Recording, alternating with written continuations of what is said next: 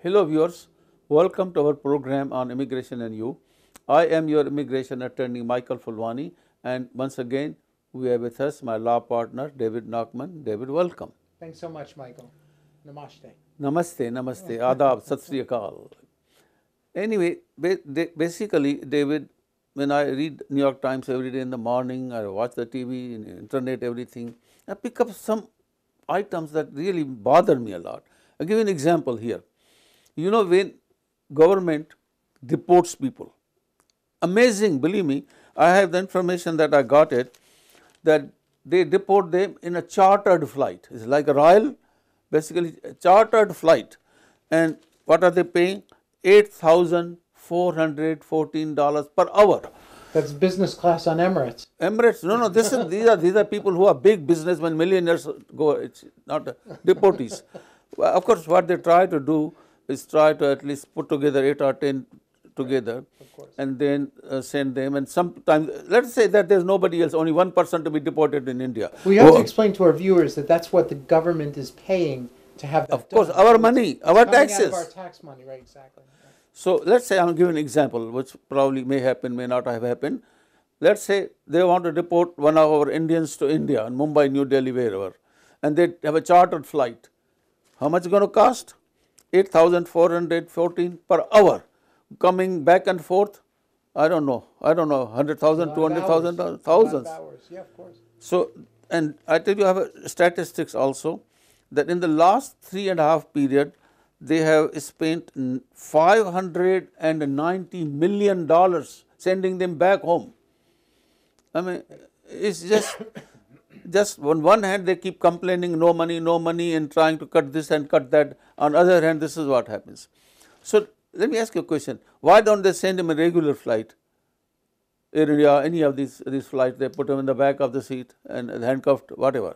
Well, I suspect, Michael, that the cost is taking into account things like security precautions. It's taking into account things like all the paperwork that needs to be done, how many people have to vet the flight, and so there's a tremendous amount of additional. You know, this is the perils of government contracting. Obviously, it's the old. I don't know if you remember the old screws that had to be sold for the jet planes for $1,000 each. The Grumman. True.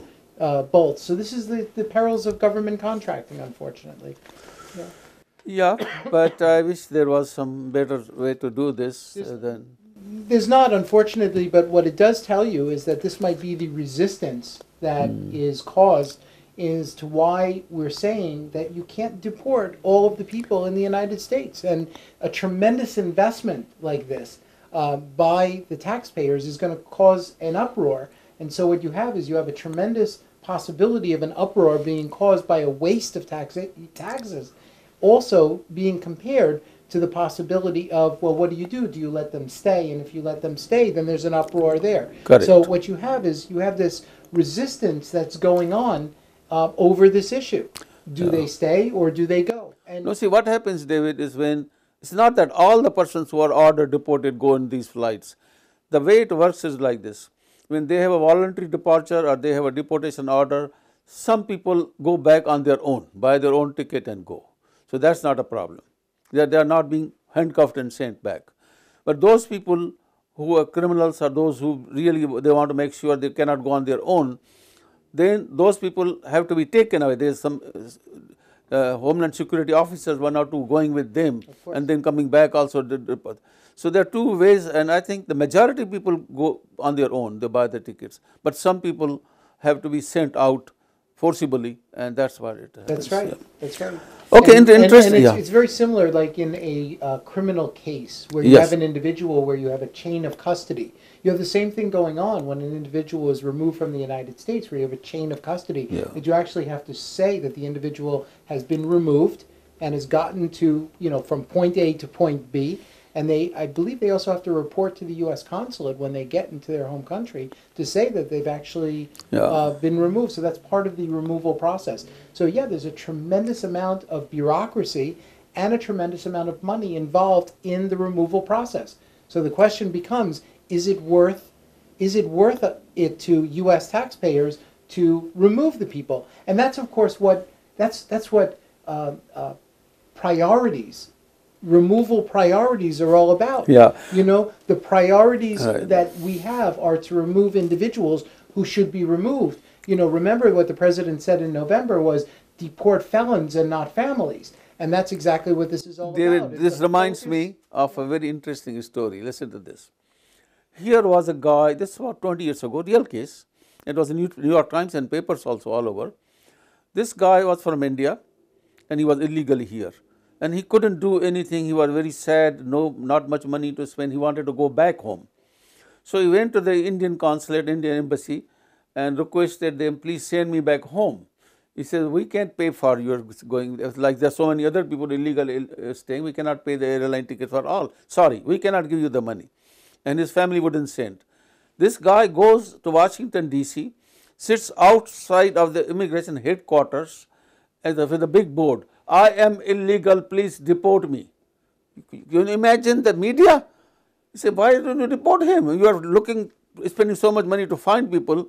Here the guy sitting and he keep on going every day, say, wait, we are still working on your paperwork. Your West is working on paperwork. Right. And then the media came in. The guy says, deport me, why don't you do it? Right. So then, of course, 4 or 5 days, when the media came in, they immediately made arrangements to send him back home. Right. So we are coming back to know the priorities. At that time, there were no priorities like Obama mentioned. Now, why does this happen? That's a system. I want to say, why did that happen? Why didn't they just take him in the car and take him to the airport? They have a process. Of course, there's a Yep. procedure, and actually, I think it's a really the point you're making is a really, really good one, Michael. And I think that our viewers need to understand this also. Is that as an immigration lawyer, for me to put someone into a removal proceeding is like jumping through hoops of fire. There is not a readily available way for me to put my client into a proceeding. And for many of you who, many of our viewers may be aware, there are lawyers, immigration practitioners out there who will put, we don't do this. Correct. But there are immigration practitioners who will put their clients into an immigration proceeding for the purposes of getting them out. Correct. So it's called cancellation of removal. Yeah, So they'll I was put going to them in- mention the cancellation or removal is basically somebody has been here in this country 10 years at least, and then he has got a hardship or a family members or qualifying relatives. And if he is in deportation proceedings, you cannot make an application for it. He's in deportation, only the judge can then grant him the. That's correct. So But what? how do you get him in front of the judge? It's a That's big what you are question. saying. Right, So what they exactly. do, the lawyers say, oh, first thing I have to do is to get you under the deportation. How? You say, well, how deportation? No, but listen, if you want this is the only way to go. So when people come to me and I say, it's like putting your putting your head in the mouth of a lion. Exactly. So Hindi mein bolte, "Ah, bell mujhe maar," going back and ring the bell, and that's basically. But it's difficult to do. But I think- somebody. Yeah, I think our viewers have to understand Yeah, that yeah. as immigration practitioners, it's not easy for us to get you into a removal proceeding in order to take advantage of that benefit. It takes time. And what we generally do as practitioners, because we're on the more conservative side, is that we say use cancellation of removal as a shield as opposed to a sword. Yeah. You can use it as a sword and try to get into that removal proceeding and claim that benefit. Right. But it's better to wait until they put you into that removal proceeding. So do business as usual, wait till you get into that removal proceeding, and then use cancellation as a shield to protect you from being removed. But the exception to that is I had a client about 10, 12 years ago. I didn't handle it, but referred him to attorney who does suspensions. He said, marna है तो यही मरना है. I mean, so what he was saying, I'm tired, my family is in India, I have done whatever I could do for years and years and years. You guys have been saying CIR is coming, companies are coming, amnesty is coming, nothing. The Congress, they don't do anything. So this is karna hai to karna hai abhi. Whatever happens, just do it, and yes or no, I want to go back home. If they give me here, fine. If they don't give me, I go back home. Now that's an exception. And Right. surprisingly, I refer to some lawyer who does these right kind of cases, and at that time I wasn't doing it myself, about 20 years ago. He won. He got the suspension done. Right. So it could happen. So basically, And yeah. now you're doing those cases, so you're able to This now position is- yourself, and we understand the nuances to be able to get someone into the proceeding, but still, it's our strong preference not to do. See, I keep on always telling them, please be careful what you are taking, step you are taking. Supposing it is denied, they are most likely that they are going to deport you then. So then you have to think twice, 3, 10 times, That's right, it's 50-50, and you can't guarantee anything other than 50-50 Exactly, chance. exactly. Yeah. I mean, how many it's a our difficult clients are issue. waiting for 10 years, 8 years, 12 years. right. So you keep on saying, by 1-2 saal aur hai, whatever happens, something is going to happen another year or two. Unfortunately, that has not been happening, but we came so close. We were in the President Bush's time, we came very close in getting the amnesty bill passed in a way. Remember, no? Right. The Senate House both passed. Senate and House both passed the bill. Right. The conference committee killed the bill. So we tell people, oh, it's already there. It's going to be around the corner. Exactly. So before we move on, I know you have a couple of other questions by clients. Michael, one of the areas that we've been receiving a lot of calls about this past week has to do with what's called AC-21. Right. We call it mobility. So Section 106C of AC-21 allows an individual, and this is what we try to explain to individuals, is that once you have your PERM labor certification application approved, and once your I-140 petition is approved, and once you file your adjustment of status application, and these are the 3 logical steps in the PERM process, once that adjustment of status is filed, after 180 days, as long as you're going into a same or similar occupation, the labor certification application belongs to you, the individual, the beneficiary. And that allows you to move on to another place of employment, if you want, or to take up a different position in the same employment, in the same employer who did your labor certification. So for some strange reason this week we got a lot of inquiries about mobility under Section 106C. If it's not clear to you what those rules are, please feel free to take a look at our website, or there's some excellent articles online that deal with what's called Section 106C mobility under AC-21. Another interesting thing, somebody called me, and he said that this is such a big mess. I came here illegally in the United States and going through hardship for so many years, and I'm like a dog now, but actually I also sell hot dogs. So, but I'm like, he said, I'm like a dog, and then we sell hot dogs, working like a hot dog, and make a little money. So I'm really, really tired. Now, people say that America is a land of opportunity. Is this a land of opportunity? I'm so tired, I want to go back home.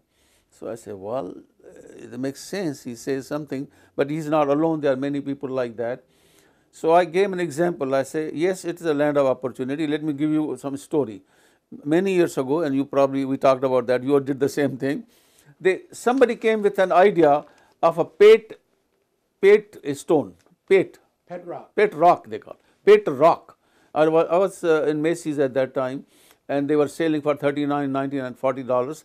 A piece of rock, but smooth rock, like samudra ke paas mein you get a smooth rocks. You used to pick that up, clean it up, pack it, and sell for $40.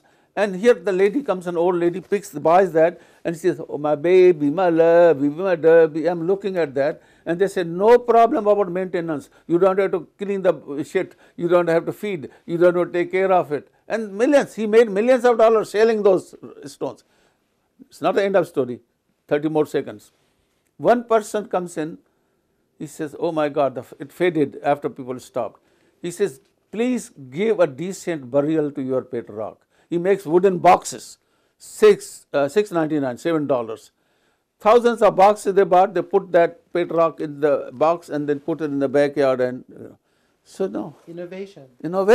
Creativity. It's basically up to you. Whether it's a land of opportunity, yes, but you have to be creative and you have to do it. And for that, I think we come to an end of the program. Thank you very much, David. Well, I think that I just want to say, last word on that is that if you take a look at the major CEOs for the major companies that are developing, you'll see that they're all immigrants. And so the immigrant spirit is alive and well.